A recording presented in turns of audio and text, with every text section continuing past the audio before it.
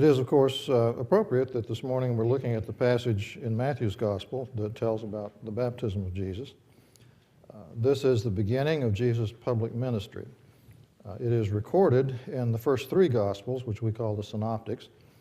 In John's Gospel, John the Baptist says that he saw the dove descending on Jesus, but I had to read this a couple of times. The text never explicitly says that Jesus went into the water and John baptized him. The absence of a direct statement like that shows us that even in the first century, Christians were uncomfortable with the idea of Jesus being baptized. Baptism, is supposed to be done for forgiveness of your sins, but wasn't Jesus sinless? In our passage today, Matthew wrestles with this question. He shows John as reluctant to baptize Jesus until Jesus tells him it's all right. There's a chronological development here. Mark and Luke, written before Matthew, don't seem bothered at all by the question of a sinless Jesus. There's nothing about John being hesitant. And then Matthew raises the issue and resolves it by having Jesus give permission. And John, the latest of our four Gospels, never says in so many words that John baptized Jesus, but the implication is clear that he did. In the second and third centuries, Gospels which were not included in the canon, the apocryphal Gospels, confronted this issue, and we see that Christians still had questions about it.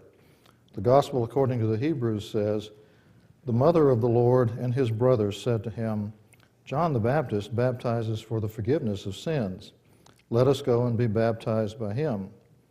But he, Jesus, said to them, 'And what have I sinned that I should go and be baptized by him? Unless perhaps what I have just said is a sin of ignorance.'"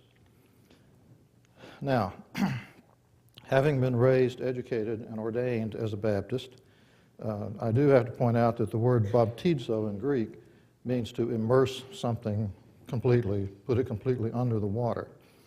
But because of persecution in the first few centuries, Christians did not always have access to enough water to immerse people, so they began sprinkling.